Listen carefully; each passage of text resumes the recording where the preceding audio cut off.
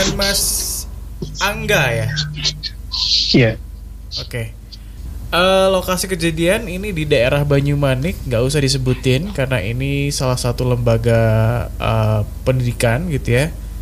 Jadi Ya, nggak usah disebutin, silahkan. ya waktu itu kan saya baru kerja sebagai security pergantian dari PT. Itu sekitar 2015-an ke atas, Mas. 2016-an lah. Nah, waktu itu kan diperkenalkan di seluruh gedung itu kalau jaganya itu buka pintu, nutup pintu gitu. Nah, singkat cerita itu banyak-banyak beredar cerita dari orang lama itu kalau tempat itu tuh horor gitu loh. Ada penampakan gitu. Nah, waktu itu saya tuh mau maghrib, mau kunci per kelas itu di lantai 2 tuh ada suara gamelan, padahal kan di bawah itu kan ada ruang kesenian itu yang isinya kayak gamelan-gamelan gitu. Nah, begitu saya sampai atas kok dengar suara gamelan mau maghrib itu. Terus saya penasaran turun ke ruang kesenian itu. Setelah saya turun, loh nggak ada orang. Dari situ saya udah mulai aneh banget nih ya gitu. Terus saya lanjutin tuh kunci-kunci pintu sampai lantai 3. Lah malamnya itu ada orang yang ngorok di depan ruang kepala sekolah itu di lorongnya. Tapi sebelum itu waktu pas baru tuh udah dikasih tahu kalau di situ ada suara ngorok. Cuma saya tuh nggak begitu mendengarkan hal-hal kayak gitulah. Nah waktu itu saya mengalami sendiri waktu itu. Saya cari tuh sumber suaranya tuh keliling kemana-mana nggak ketemu, tapi suaranya di satu titik tapi nggak ada wujudnya gitu Mas. Sampai saya nyari tuh setengah jam tuh nggak ketemu. Nah, keesokan harinya saya shift malam, saya tuh ada tugas di yang bagian belakang, gedung belakang yang di TK-nya. Nah, waktu pas habis subuh saya mau buka gedung itu, saya nyium bau kayak ketela bakar gitu. Pas saya buka pintu, begitu saya buka tuh baunya langsung nyengat sekali gitu. Terus saya baca-baca doa sampai 10 menit, saya buka, baru bau itu hilang. Tapi takut saya pas buka-buka itu selalu nengok ke belakang waktu itu. Nah yang saya mau tanyakan tuh waktu sorenya, beberapa minggu atau hari kemudian tuh saya sore-sore nyuci motor. Terus ada 2 orang itu nabur bunga itu di depan pintu pos.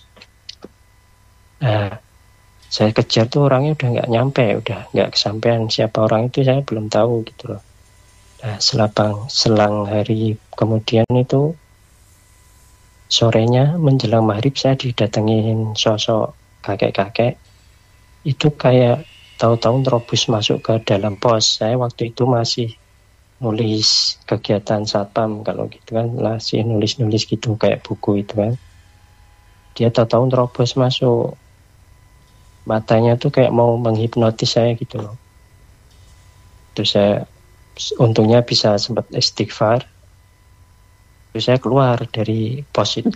Dari pos itu saya keluar. Saya mau nanya tapi dia udah keluar tuh.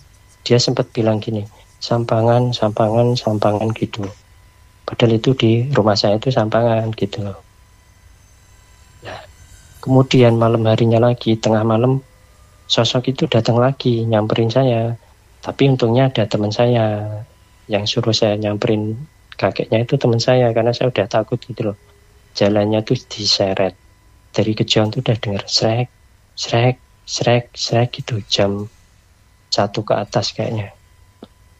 Malam itu, ya dini hari lah.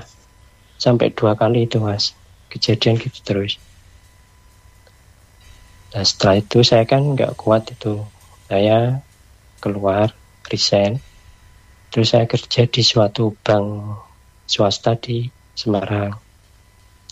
Terus saya sakit itu, nah kebetulan saya cari periksa kemana-mana tuh nggak bisa sembuh, saya nggak bisa jalan. Terus ketemu sama seorang bapak-bapak tuh ngobatin saya, terus bilangnya gitu, kamu tuh diikutin kakek-kakek mas gitu. Lah yang saya mau tanyakan tuh itu apa, kakek-kakek itu tuh manusia atau bukan gitu loh mas, maksudnya mas. Masih penasaran sampai sekarang saya.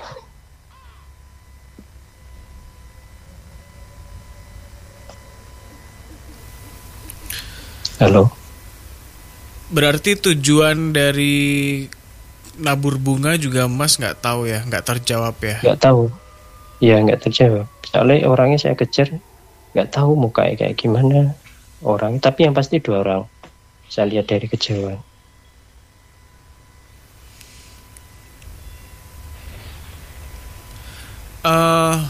Kebetulan aku nggak begitu tahu sekolah ini di mana, tapi aku tahu persis di mana namanya, Banyumanik gitu ya. Ya. Dan lokasinya tuh kalau digambarin seperti apa sih Mas? Di pinggir jalan persis atau di? Persis pinggir jalan. Persis pinggir jalan. Di jalan buah-buahan pokoknya mas.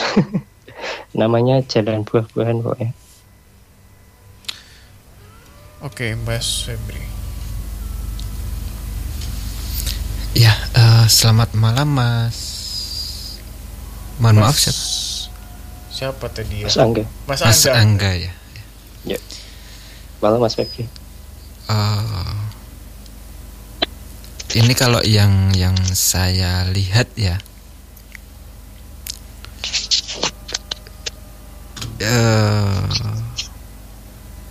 rumah hantu kalau ini yang saya lihat Mas di sekolahan tersebut ya. Ya. Karena memang yang saya lihat banyak sekali ya sosok-sosok yang menempati sekolahan itu gitu loh Mas. Ya. Saya mau nambahin sedikit boleh Mas? Nambahin sedikit. Waktu itu kan saya sama teman saya kan udah dilarang sama penjaga yang lama jangan ngambil buah di gedung TK bagian belakang kan. Waktu itu saya nekat tuh sama teman saya ngambil buah Aceh itu. Terus saya habis itu mas sakit 2 hari saya mas. Sakit 2 hari itu sampai berak-berak gitu. Sampai segitunya langsung kejadian waktu itu. Ya. Ini kalau yang saya lihat ya Mas ya, memang di lokasi ini sangat banyak dan sangat, kalau kita nggak bisa hati-hati di situ gitu ya, itu kemungkinan besar kita akan celaka gitu Mas. Oh ya.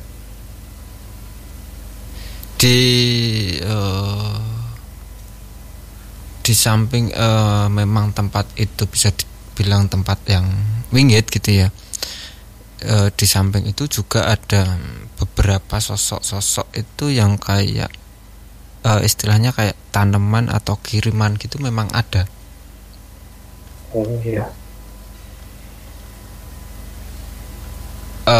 Entah dengan tujuan apa saya nggak mau bahas itu ya Mas ya. Iya. Gitu. Tapi memang tempat ini itu menjadi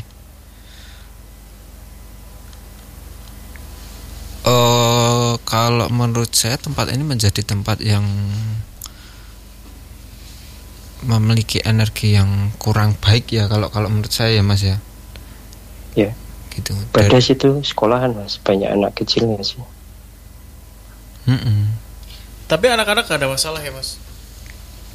Gak ada sih Mas, kan kalau pagi tuh baca Al-Quran terus selama jam pelajaran sih. Kan sekolah Islam situ. Bahkan yang sempat di awal-awal tadi ya Mas, yang sempat di suara-suara yang sempat didengar sama Mas Angga ini, itu juga ulah dari sosok-sosok yang ada di situ gitu Mas. Jadi mereka kayak mereka itu kayak melihat kalau ada ekstrakurikuler itu, terus mereka itu kayak menirukan gitu loh Mas. Oh ya, Oke. Ya, ya. Itu. gimana Mas? Jadi kalau di suara gamelan itu tadi ya Mas ya. Kalau yang saya tahu ini yang memainkan adalah sosok-sosok yang ada di situ gitu Mas. Ya, Jadi sosok-sosok di situ pada waktu itu apa namanya ya memang bermain gamelan. Ya gamelannya itu alat-alatnya itu yang ada di situ gitu Mas. iya, saya ini nggak ada Mas, saya langsung tercengang itu. Saya kan buka itu, tak buka ruang kesenian, lah Heeh.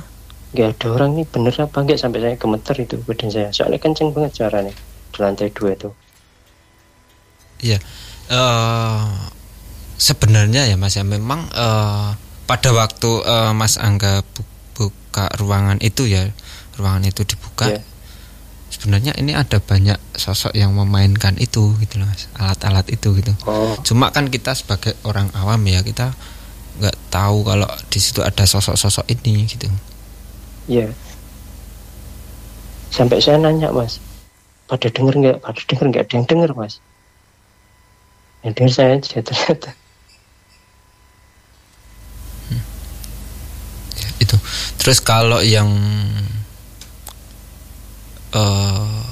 diceritain di akhir ini tadi ya Mas ya, Iya, itu memang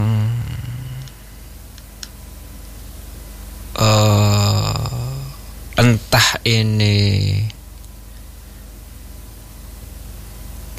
memang ditujukan di sekolahan atau memang ditujukan di Mas Angga, saya nggak berani bilang gitu ya Mas ya.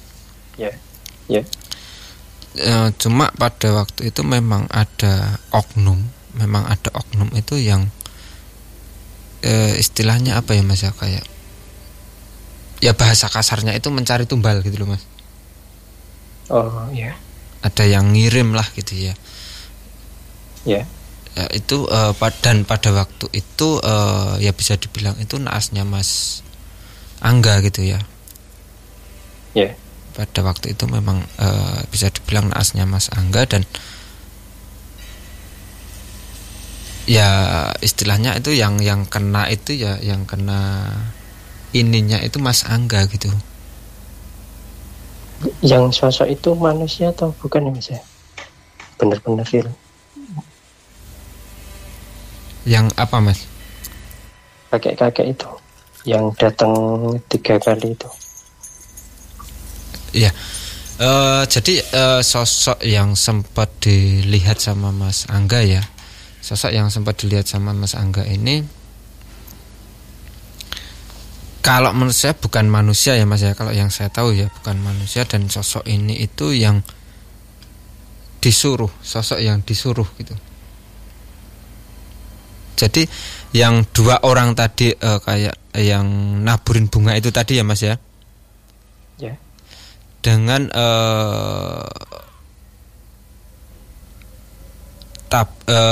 sosok ini itu datang dengan taburan bunga itu tadi gitu Mas.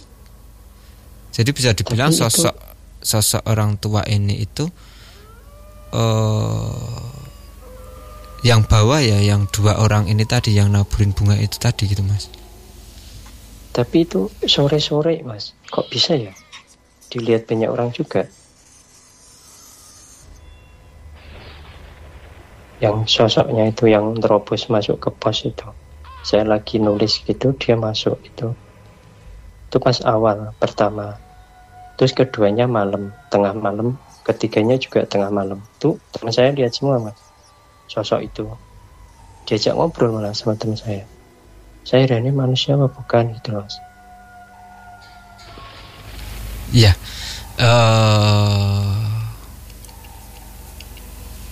Ini ya apa ya, bedanya sosok-sosok yang memiliki energi yang biasa dan energi yang di atas rata-rata gitu ya. Ya, Jadi kalau yang saya tangkap di sosok orang tua ini ya Mas ya, ini sebenarnya sosok bukan bukan manusia ya kalau yang saya tahu, dan sosok ini itu sudah memiliki apa ya Mas, kayak dari tingkat keilmuannya lah gitu ya, biar gampang, dari ilmunya itu dia sudah di atas rata-rata gitu Mas. Jadi ilmunya itu sudah tinggi gitu loh Mas. Makanya itu kiriman yang dari dua orang itu ya Mas. Makanya sosok ini itu bisa berinteraksi kapan saja sama siapa saja, bahkan sama semua orang itu bisa gitu loh. Iya Mas. Itu kalau menurut saya. Jadi sosok yang orang tua ini itu adalah ya bisa dibilang kiriman itu tadi ya, bahasa kasarnya ya Mas ya, kiriman itu tadi. Dan naasnya yang kena itu Mas Angga itu. Ya pas yang jaga saya Mas, sip saya. Itu sih kalau yang saya tahu tentang sosok ini ya Mas ya, tentang lokasi situ juga gitu. Cukup. Jadi yang gimana? ikut sampai saya sakit itu bener kakek itu Mas, yang dibilang sama orang tua yang nyembuhin saya itu. Iya. Jadi sosok ini itu kayak memang apa ya istilahnya, itu membuat kita itu menjadi badan kita ya, terutama membuat badan kita itu menjadi semakin drop gitu. Gak bisa jalan ya, 6 bulan saja. Jadi kayak ini Mas, kayak menyerap energi kita, kekuatan kita gitu loh Mas, si sosok ini. Oh iya.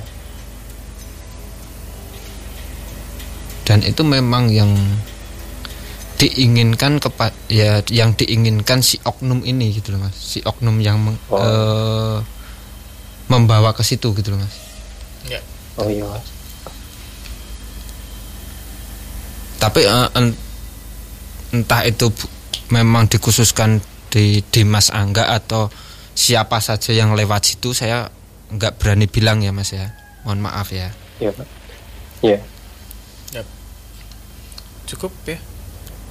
Ya. Mas Angga, terima kasih sudah bergabung di Nightmare on the Air Sama-sama.